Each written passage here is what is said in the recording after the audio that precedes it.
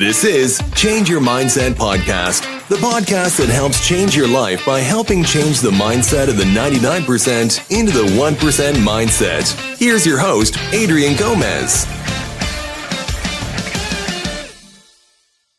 Welcome to Change Your Mindset Podcast. I'm your host, Adrian Gomez. Obviously, the most biggest topic of last week is Iran and Israel. The main story of the media was that an Iranian attack on Israel was imminent, and a warning from the White House to Iran not to do it, to attack Israel. Then there was a meeting between China and Russia. There were warnings from the White House about an imminent attack that then occurred over this weekend. It is reported that 300 drones or missiles were launched by Iran against Israel. It was said that about 99% of them were intercepted by Israel. Iran must have known that Israel was capable of that. So, one must wonder what the real purpose of the attack was. Had Israel felt threatened on Saturday, it would have launched a preemptive attack.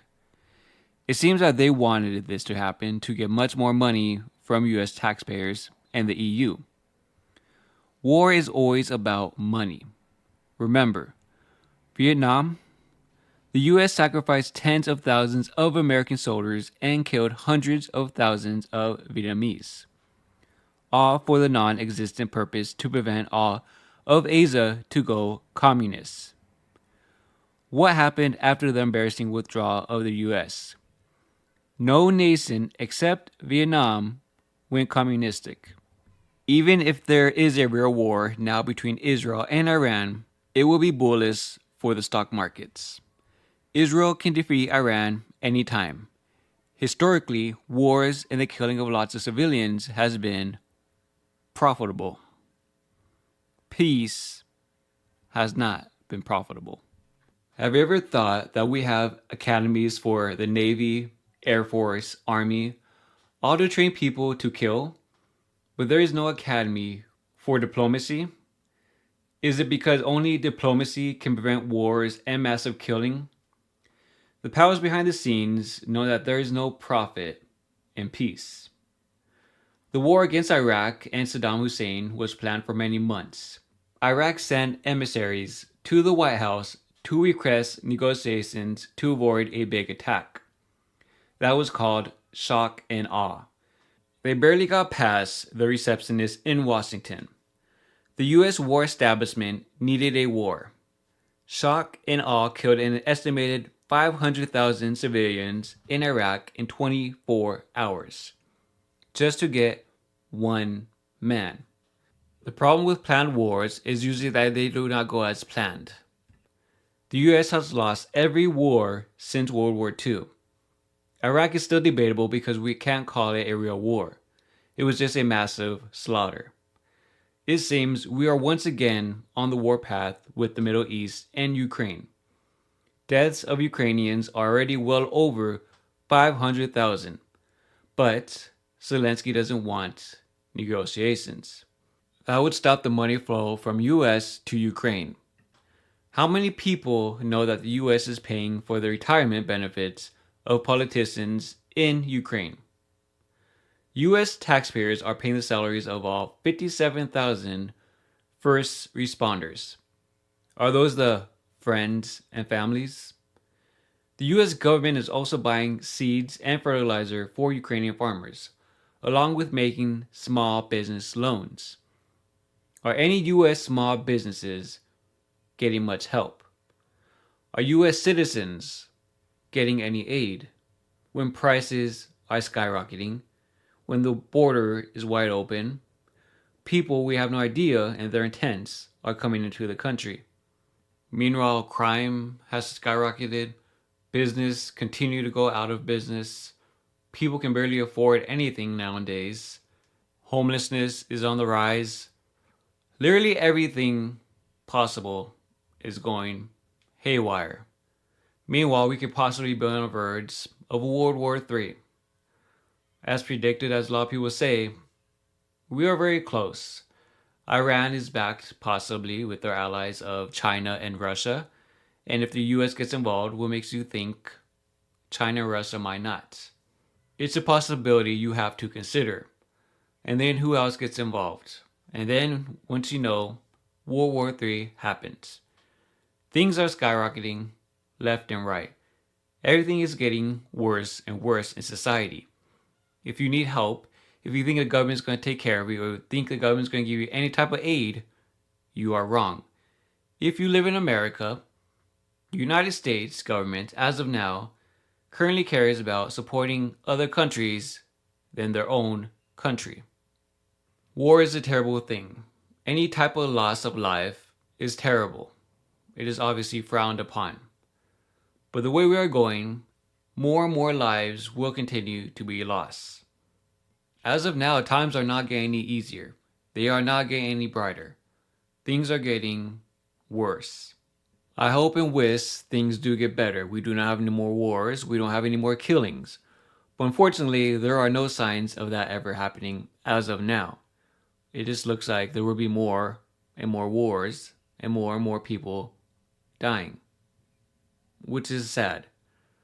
Unfortunately, there are people and companies that profit off of war. They profit off of people dying. It's an unfortunate truth, but it's true. So when wars do happen, you have to think about it. Is this actually a war between countries, or is it a war to make money? Because the military complex makes a killing off of wars because they sell weapons. Just think about it. How all the politicians say, we need to support Ukraine. We need to support Israel. We need to give them more money. Why not try to create peace with the enemy? Why not negotiate terms to stop the fighting? Why do we have to keep putting more of taxpayers' money into war? Because it is profitable. Because politicians have their dirty hands in stocks in the military contracts. The top ones of military contractors are Lockheed Martin, Raytheon, Boeing, and General Dynamics, just to name a few of the top ones.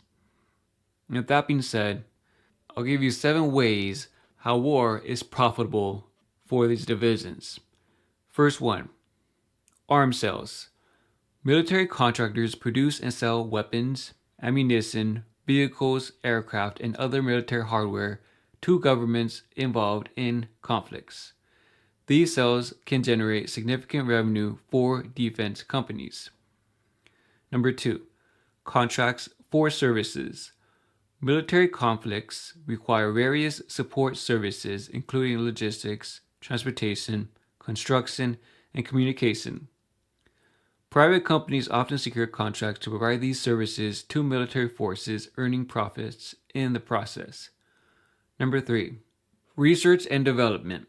Wars drive innovation in military technology as nations seek to gain a strategic advantage over their adversaries.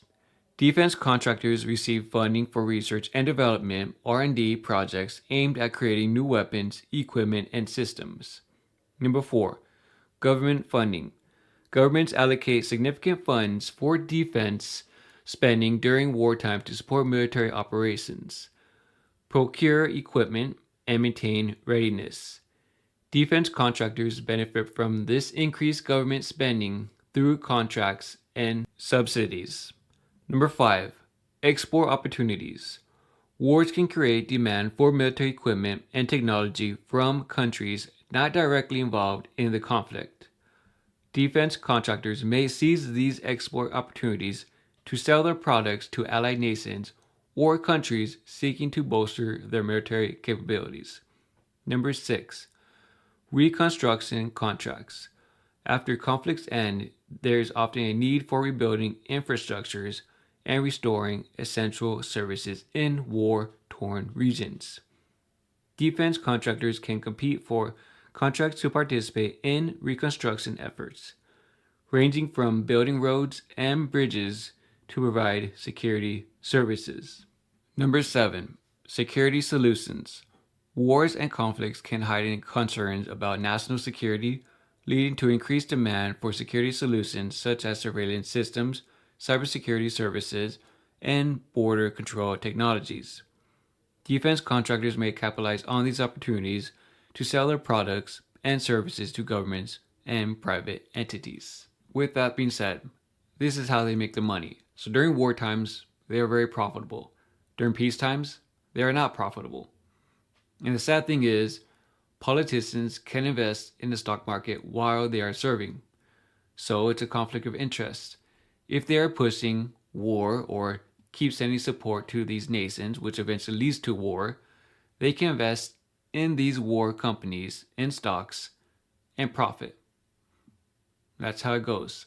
For example, during the Republican primary debate, Vivek Ramaswamy called out Nikki Haley about being on Boeing's board and her being corrupt. Take a listen. I want to go back, though, to Nikki Haley's comment from earlier that she is somehow not responding to the will of these donors. Nikki, you were bankrupt when you left the UN. After you left the UN, you became a military contractor. You actually started joining service on the board of Boeing, whose back you scratched for a very long time, and then gave foreign multinational speeches like Hillary Clinton is, and now you're a multimillionaire. That math does not add up. It adds up to the fact that you are corrupt. With that being said, what does Nikki Haley support? Ukraine. And she says Russia is going to take over all of Europe. They build that fearmonger into you to make you believe that war is the answer to keep supporting, keep giving your tax money to these causes. Meanwhile, they make millions off of war. Like I said, Boeing is a top military contractor, and she was once on the board of Boeing. And like Vivek said, she helped them out, and now she is a multi-millionaire. Coincidence? I think not. I am clearly against war. I'm clearly against death. So why can't these politicians stop war? Stop funding war? Why can't we just create negotiations for peace? Because peace is not profitable. The president of Ukraine, Zelensky, rather let thousands of people die and let their country be destroyed instead of negotiate with Putin, which he has reached out multiple times on negotiating, but Zelensky has declined. Meanwhile, their country is being destroyed. BlackRock and JP Morgan are backing a $15 billion investor fund to rebuild Ukraine. There is money in war. Keyword in that title, investor. If these wars continue to escalate around the world, World War III is a very high possibility. Sooner or later, it can happen. And that is terrifying to just even think about it. I'll leave you with this to think about. They said when Trump was in office that he was going to start World War III. In those 4 years, no wars in the world occurred. No World War III happened. But under Joe Biden, he was claimed to unify everybody. And this coming from Patrick Bet-David's Twitter account, or X, he said, coming directly from Britannica Dictionary, definition of World War, a war involving many nations of the world. Israel, Iran, Ukraine, Russia, USA in multiple proxy wars, NATO in proxy wars. How many countries are at war now? And then he also stated this. A few questions you have to ask in regard to Iran-Israel war. Number 1, who benefits from this war financially? Number 2, who's secretly instigating this war? Number 3, who does this war impact negatively the most? Number 4, is Netanyahu baiting US into war? Number 5, how does this impact the 2024 election? Some questions you should ask yourself. That's going to be it for this podcast episode. As always, I truly appreciate your valuable time to take a listen to the podcast. Thank you, Patreon member Blade262, for being a Patreon member and supporting the podcast. Truly does help. If you'd like to be a Patreon member as well and support the podcast, you can do that by clicking the link in the description below. As always, please like, subscribe, share with other people if you enjoy the podcast and if you think it would be valuable to other people as well. Truly appreciate it. I wish you guys the best. Take care of yourself. Be safe out there. Bye-bye. Thank you for listening to Change Your Mindset podcast. Be sure to tune in every week for a new episode. As always, change your mindset to change your life.